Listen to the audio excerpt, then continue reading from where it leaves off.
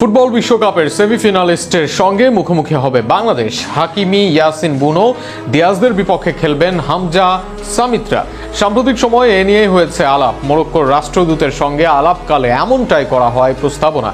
মরক্কোর বিপক্ষে বাংলাদেশের খেলার সম্ভাবনা নিয়ে বিস্তারিত থাকছে প্রতিবেদনে। আল নেসরের একমাত্র গোল যে পর্তুগালকে ছিটকে দেয় বিশ্বকাপ থেকে, যে কারণে বিশ্বকাপ স্বপ্ন থেকেই যায় রোনালদোর জন্য।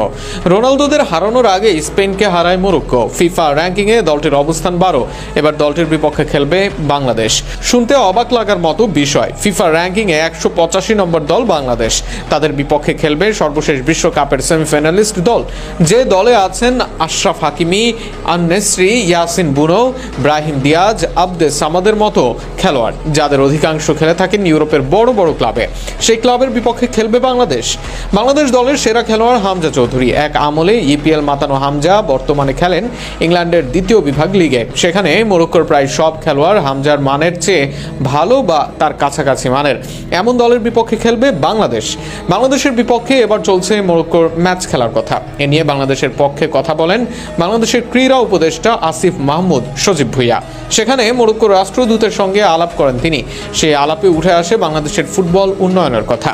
সেই ফুটবল উন্নয়নের অংশ হিসেবেই মরক্কোর সাহায্য চায় বাংলাদেশ।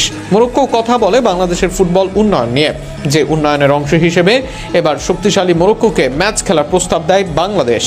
আর সেই ম্যাচ খেলার প্রস্তাব ভেবে দেখবেন বলে বাংলাদেশে নিযুক্ত মরক্কোর রাষ্ট্রদূত। তবে যদি শেষ পর্যন্ত মুখোমুখি হয় বাংলাদেশ ও মরক্কো, সেটা দেশের ফুটবলে যোগ করবে আলাদা মাত্রা।